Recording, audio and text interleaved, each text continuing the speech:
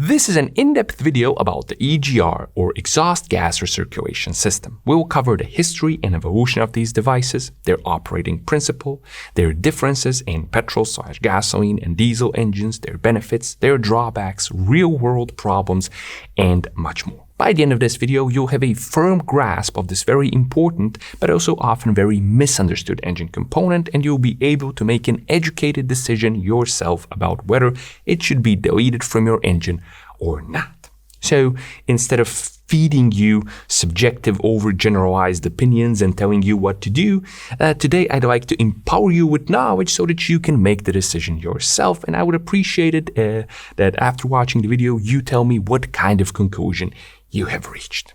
So let's get started, and let's start with the history. Why were EGR devices invented and placed on engines in the first place? As you probably know, the reason is emissions. But it's very important to understand specifically what kind of emissions are EGR devices concerned with, and they are concerned with NOx, or nitrogen oxide emissions. Now, nitrogen oxides form whenever we have sufficient heat in the presence of nitrogen and oxygen. As you know, Earth's atmosphere in which we live and the air which we breathe is composed largely of nitrogen and oxygen, which means that all we really need is heat. So what do you think is one of the largest sources of nitrogen oxide emissions? Well, believe it or not, it's lightning storms. The temperature of a single lightning bolt is around 28,000 Celsius which is around 50,000 degrees Fahrenheit. So that is an insane amount of heat, and it creates a lot of nitrogen oxides. But the catch is that lightning storms occur high up in the sky, somewhere around 4 to 5 kilometers above Earth's surface. And most lightning bolts, they don't really strike the ground. Instead, they are between two clouds or within a single cloud. And as we know, lightning storms, they never occur continuously in the same place, and they're temporary. They occur at different places at different times. Unfortunately, in contrast to this, traffic occurs continuously in urban areas where most humans live. And traffic also occurs on the surface level where humans also live. So traffic, which has combustion engines mostly, which create a lot of heat whenever they are operational, is actually the main source of nitrogen oxide emissions within the localized area where humans live, which means that it impacts negatively human health, unlike thunderstorms and lightning storms, which occur high up in the sky.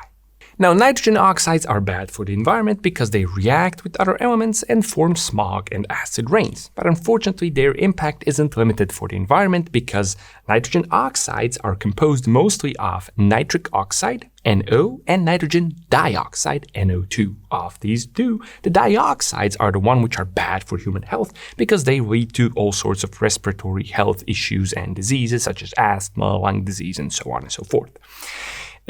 The problem is that the more heat and the more pressure we have, the higher the ratio of dioxides within the nitrogen oxide emissions that we create. And interestingly enough, this means that one of the first major widespread sources of increased nitrogen dioxide emissions from vehicles were actually early catalytic converters, two-way catalytic converters, a device primarily designed to reduce emissions, increased nitrogen dioxide emissions. This occurred because back in the late 70s, when they were introduced, most vehicles ran carburetors, and carburetors are simply not as accurate as electronic fuel injection, and in general they tend to run richer or with more excess fuel in the combustion chamber.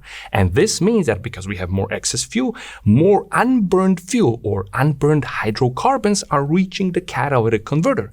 And that's exactly what a catalytic converter is designed to do. It is designed to do two things. A two-way catalytic converter does two things, and that is to burn unburned hydrocarbons and to convert harmful carbon monoxide into less harmful carbon dioxide. Because we have more unburned fuel reaching the converter, it leads to a higher chemical reaction rate and increased heat. Some would even go red hot. That's how hot they became. And this increased heat meant that the catalytic converter itself became a source of increased nitrogen dioxide emissions. Fortunately, manufacturers quickly resolved this, and we moved on to three-way catalytic converters.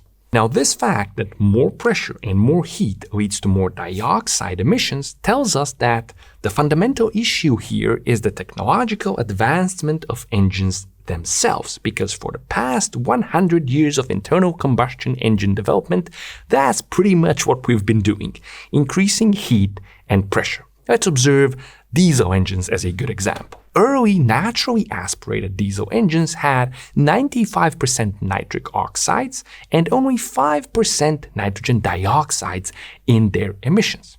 But in our pursuit of more performance and more efficiency, we increased their compression ratios and then added turbocharging, which is heat and pressure. And so we not only increased the overall amount of nitrogen oxide emissions, but we also increased the ratio of nitrogen dioxides. So more modern diesel engines have somewhere between 15 to 70% dioxides within their nitrogen oxide emissions. In other words, our constant desire for more performance and more efficiency has led to more heat and more pressure. But at the same time, we want to be healthy and live in a non-toxic environment. So we're also trying to reduce emissions from engines while we're also increasing their heat and pressure. And the problem is that this increase in power and efficiency is diametrically opposed to a reduction in emissions. It's like asking an athlete to achieve ever greater results while at the same time continuously reducing their training time. Achieving such a feat requires great creativity, and the EGR, or exhaust gas recirculation system, is one such feat of creativity because, on paper at least, it aims to reduce emissions without sacrificing performance and efficiency. So, as the name implies, exhaust gas recirculation means that we take exhaust gas, which comes out of the combustion chamber past the exhaust valves and the exhaust manifold. We take some of that and we bring it back into the combustion chamber. The question is, why would we take that which naturally comes out back in? EGR deletion proponents, they love to say that EGR is like eating your own excrement. And although it sounds disgusting, technically it is. But the thing here is that nature is far more advanced than anything man-made, and things actually have use for human excrement. It's biodegradable, and there's bugs and bacteria that degrade it, and it can even help plants grow. Well, at least the kind of excrement that isn't based on a diet of Taco Bell and Twinkies can help plants grow. But anyway, when it comes to the excrement of engines, once it gets past the turbocharger, nothing really has any use for it. It's harmful to life. So we take some of it and we put it back in. And this means that we are simply reducing the amount of emissions that reaches the atmosphere. But this is not the main goal of the EGR system, to just reduce the volume of exhaust gas coming out. The main goal is to reduce heat inside the combustion chamber. And by reducing heat, we reduce the amount of nitrogen oxides produced. We reduce heat because exhaust gas doesn't really contain much oxygen in it, very, very little. And this means that exhaust gas doesn't have what it takes to burn again. That makes it an inert gas, which means that it acts as a buffer. We take the exhaust gas and it fills some of the internal displacement, internal volume of the engine, which means that once we do that, there is less space for oxygen to occupy inside the engine. Because there's less oxygen, we have to add less fuel to maintain an optimal air-fuel ratio. Less fuel, less oxygen, a smaller, weaker combustion. Less heat, and therefore less nitrogen oxides. Also, reducing the amount of oxygen means that the nitrogen doesn't really have enough material to react with to form nitrogen oxides. An alternative way of looking at EGR is to call it a temporary displacement reduction device that relies on gases. Because if we fill some of the displacement of the engine with an inert gas, the engine effectively becomes a smaller engine, and a smaller engine creates less emissions, and also it requires less fuel, and yes, it makes less power. But the important thing to understand here is that the EGR system works in conjunction with engine load. It is not active all the time. Early systems were vacuum actuated.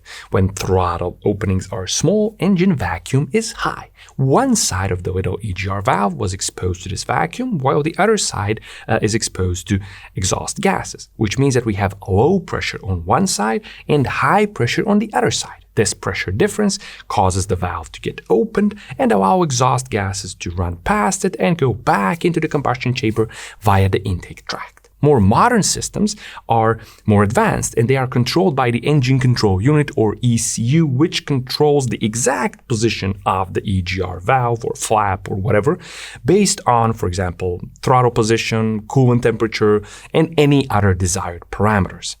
Also, more modern, more advanced, more complex systems have an exhaust cooling section which runs coolant through this section to greatly reduce the temperature of the exhaust gases coming back into the combustion chamber, which helps to reduce combustion temperatures even further. All of this tells us that the system cannot impact peak power output, because the moment when you floor it, you don't even have to floor it. Anything usually above 70-75% throttle fully closes the EGR valve, because it is assumed that at high throttle openings you are demanding high performance and high power output from the engine. So no exhaust gas is allowed into the cylinder, and all of the cylinder volume gets filled with oxygen and fuel for maximum combustion pressure acting on the piston, generating maximum torque and maximum power output. Therefore, the EGR system does not impact peak power output. It only reduces power at small throttle openings, otherwise known as cruising conditions. But this is a scenario when you're not demanding performance from the engine anyway, so reducing power here is inconsequential.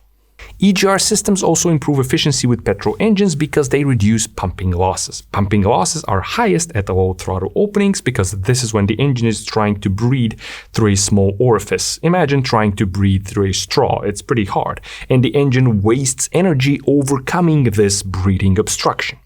Now, the EGR is, as we said, a temporary displacement reduction device, which means that to achieve an equivalent amount of oxygen and fuel inside a cylinder, we have to open the throttle more. In other words, we're opening the throttle more for the same performance. And higher throttle openings mean reduced pumping losses and thus improved efficiency. Unfortunately, things are not so great with diesels and EGRs, where we have a sort of a catch-22. And that's because a diesel engine naturally does not need a throttle valve, because in a diesel, when we operate the throttle pedal with our foot, we are actually directly controlling the amount of fuel being injected into the engine. In other words, we are allowing all the air that can get into the engine to get into the engine at all times. In a petrol engine, when we operate the throttle pedal, we are directly controlling the amount of air coming into the engine. We are allowing more or less air into the engine. The ECU measures this and then injects a corresponding amount of fuel to maintain an optimal air-fuel ratio for the desired conditions.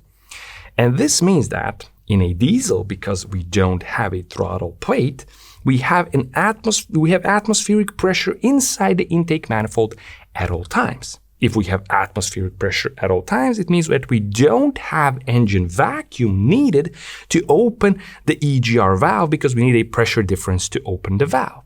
So what we do in a diesel is that we introduce a sort of butterfly valve similar to the throttle of a gasoline engine in order to operate the EGR valve, which means that we are introducing pumping losses to the diesel, which it naturally didn't have, so that we can reduce emissions, which means that we are reducing them at the expense of engine efficiency.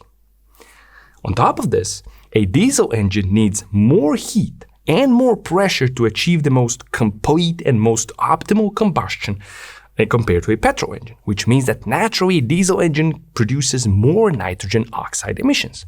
When we add a EGR system to a diesel engine, we reduce the heat inside the engine, which means that we achieve less than optimal combustion. When combustion quality is reduced in a diesel, the exhaust stream of the diesel is going to contain more soot, and then the EGR is going to recirculate that soot back into the engine through the intake manifold, which can increase carbon deposits in the engine, and this then can lead to reduced performance and even hypothetically increased engine wear. which means that overall in a diesel, the reduction in emissions seems to come with a pretty high price.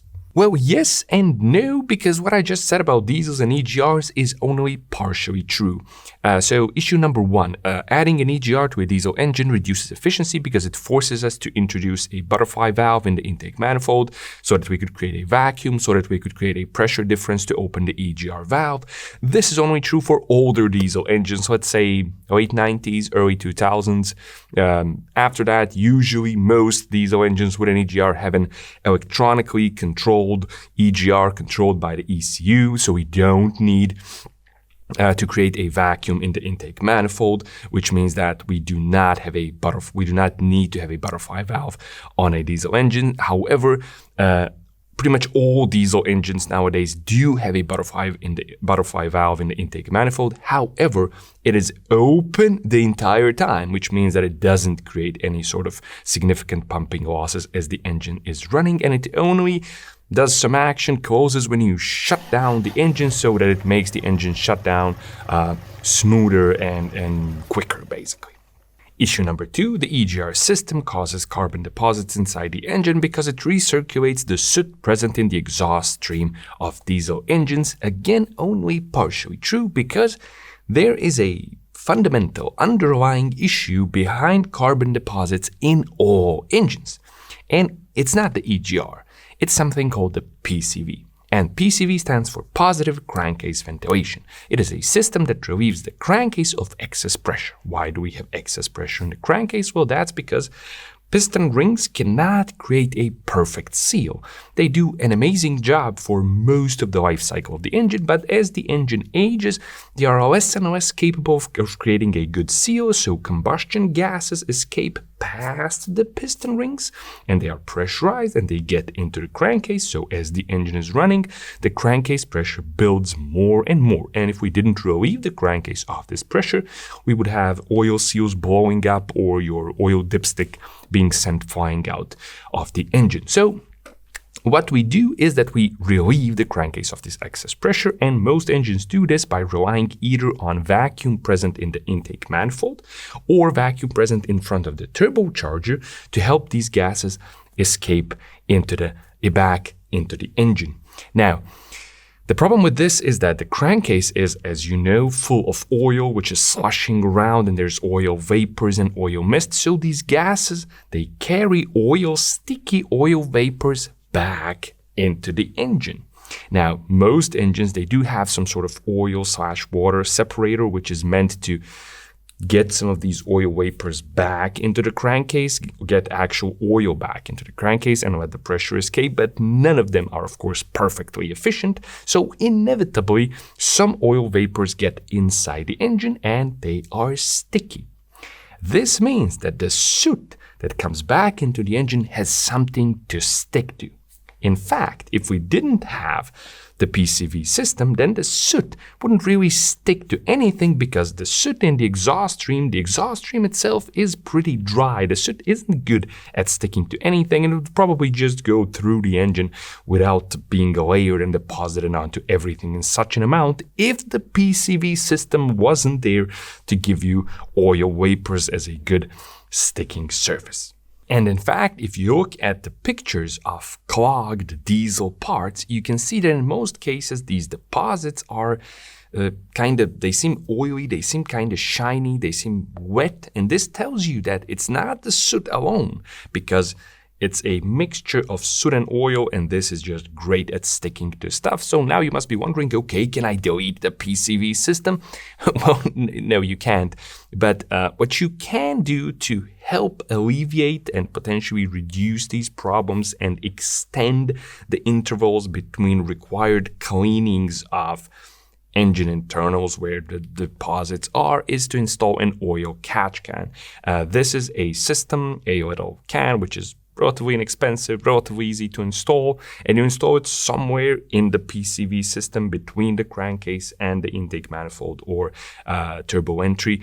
And this has a internal baffle system. It catches some of the oil. The downside is that you have to keep an eye on the level of the deposits in the oil catch can, and you have to empty it from time to time, and this has to be done properly, not poured into the sewage drain in front of your house, because this is a toxic residue. So you have to keep an eye on it, you have to empty it often, and different catch cans are efficient to different degrees, but none of them are capable of perfectly 100% eliminating oil vapors from the inside of your engine. There will still be some.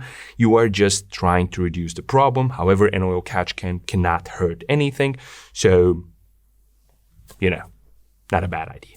So the EGR system in diesel engines, it is certainly not an ideal solution, but it's not that bad. It does not impact engine efficiency in a noticeable way, and it is not the primary culprit behind the carbon deposits inside the engine. So we then have to ask ourselves, where does all the hate for the EGR and all this push for deleting it come from, and so many people saying it that you gotta delete it, it's the first mod you gotta do, and so on and so forth. To understand this phenomenon, why this device is so despised, there are actually 4 main culprits. And it's governments, it's manufacturers, it's the users, and it's the tuning shops, EGR deletion service shops, and EGR delete kit manufacturers. So yes, I'm basically blaming all the stakeholders, but bear with me, it's gonna make sense. When the nitrogen oxide emissions were first observed and their negative effects measured with scientific research, governments mandated to manufacturers to reduce nitrogen oxide emissions, and they mandated this through laws and legislation, which contains basically nothing more than telling manufacturers this is how much nitrogen oxide emissions your new vehicle can have, and that's it. It's basically just a number. And it doesn't include anything about the reliability of the system, the ease of servicing of the system, the redundancy, the whatever. Just a number. Faced with such legislation, the manufacturers, of course, scrambled to create a quick solution. And of course, manufacturers being manufacturers, they chose the cheapest solution, which also included the 0 user effort needed for it to function. So manufacturers decided to go with EGR. And they scrambled, they made the first generation of these systems. They were kind of botched up, and the result is that they were garbage. Most of these early EGR systems, they failed pretty frequently, they clogged up far too soon, and they created very much increased servicing costs and increased downtime for owners of these diesel vehicles. And it is objectively hard to blame these people for wanting to delete these systems, because they simply were pretty bad, and most of the bad rep of EGR systems comes from this early period. Since then, these systems have come a long way, and they are much better, and they usually don't really cause any issues for the first owner and during the warranty period. Most of the issues appear as the vehicle ages, and they appear for owner 2, 3, 4, whatever, because the higher the mileage, the greater the amount of oil vapors, because the poorer the ring seal, the greater the amount of oil vapors, the more everything gets clogged, and not just get clogged, it gets clogged more often. And here, this brings us to the users. A lot of people buying a used car will choose a high mileage car because a higher mileage car is cheaper, and this then allows them to get into a more upmarket, more luxurious, better looking model if they go for a higher mileage, which means that a certain number of people choose a vehicle that they can maintain, that they can buy, that they can afford to buy, but not that they can afford to maintain. Often diesel seems like a good choice because of all the fuel savings, but unfortunately, choosing these vehicles, complex turbo diesels with high mileages, so that you can get into a fancy car results in all the fuel savings being either offset or far outweighed by the increased servicing costs. And then faced with these increased servicing costs, users choose to somehow try and cut their losses, and logic tells them, because of course not everybody knows everything about engines and cars, so logic tells them that if they delete that which causes these increased servicing costs, then if it isn't there, then it can't be serviced and more money stays in the pocket. And this is often further made worse by the fact that to cut the losses and to save finances, people choose the cheapest fuel and cheapest engine oil to maintain cars, and this further accelerates carbon deposits. And so they say, let's just delete it so I can keep more money, and there's often zero concern for the air that we all breathe. And this then leads us to the situation that leads us with many people deleting these systems. Again, governments and manufacturers, they take a chunk of the blame here, because pretty much all the problems that appear with EGRs can be solved with a simple manual cleaning. You remove it, the EGR, you clean it, you put it back in. You don't even need to replace anything important. There isn't much cost in this. You put it back in and everything is restored. Performance, NOx emissions, everything works properly. However, some manufacturers locate their EGR in such a place in the engine bay that getting to it requires taking apart half of the engine bay, and this then leads to very high servicing costs, although there is no parts being replaced. Again, here's the blame, because the legislation should have said this device must be made easy to service, because if it be accessible, then its servicing costs would be reduced and owners would not be prompted to delete it as much. And the final piece of the puzzle is the tuning shops that delete EGRs, and manufacturers of EGR delete kits, and these can, in some cases, be the same business. And they're a major culprit as well, because they realistically know in what kind of position the owners are, and so they tell them what they want to hear. Welcome to a video on why EGR valves are the devil. EGR valves were invented for one or two purposes, one of which, and pretty much the only one of note, is emissions, which you shouldn't care about. They offer over-generalized statements, and they promise that they will increase the power output, that they will reduce servicing costs, that they will increase engine life simply by deleting the EGR system. In reality, this is not true. The sole reduction, the sole removal, just the deletion of the EGR system cannot increase power. The power increase comes from the subsequent necessary reprogramming and recalibration of the engine. The only place where the EGR system, the only kind of vehicle where the EGR system can just be deleted by getting a block-off plate, blocking it off and doing nothing else, is in very old engines where this system is purely mechanical, but these cars nowadays, I don't know, there's not many of them. Most people that delete EGRs, they have more modern vehicles, and when you remove an EGR from these engines, you cannot simply just remove it, because the engine is designed, the programming of the ECU of the engine is designed to work in conjunction with the EGR. When you remove the EGR, you have to lie to the system that the EGR is still there, and then you have to reprogram the fueling, the fuel timing, and the fuel quantities, because things are now different. There is now a different amount of oxygen in the chamber.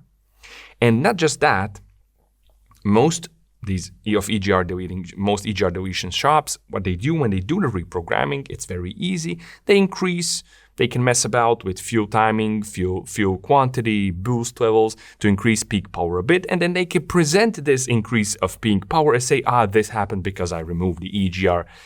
Removing the EGR will not increase peak power. What may restore your power is simply because when the EGR is removed, the stuff is cleaned, so it was not working properly in the first place. If you remove a properly working EGR from an engine, you will not increase power. This is achieved by the subsequent reprogramming, recalibration of the system, which must be done because you have removed the EGR. And finally, there's also the claim that the EGR system reduces engine life because it increases engine wear, because it introduces soot, and soot is an abrasive, so it leads to increased wear between all of these sliding and rotating surfaces inside the engine. To me, this really doesn't make sense because the largest soot particles have a diameter of 10 microns. The smallest engine clearances are almost never smaller than 30 microns, and most oil filters don't really filter out anything smaller than 30 microns because it can't hurt the engine because it's smaller than the clearance, and so it just passes through. But even if you don't believe my micron talk, it is clearly evident that the introduction of EGRs has not contributed to some massive average reduction in engine life because good, properly designed and properly maintained diesel engines, they still do hundreds of thousands of miles easily, and nowadays most engines aren't scrapped because they wore out. They're simply scrapped because it is financially doesn't make sense to keep maintaining them, or they're designed not to be rebuilt. So it's a pretty complex topic. There you have it, the key facts about it. And now I'd really like to hear your opinion, your conclusion when it comes to all of this. As always, thanks a lot for watching. I'll be seeing you soon with more fun and useful stuff on the D4A channel.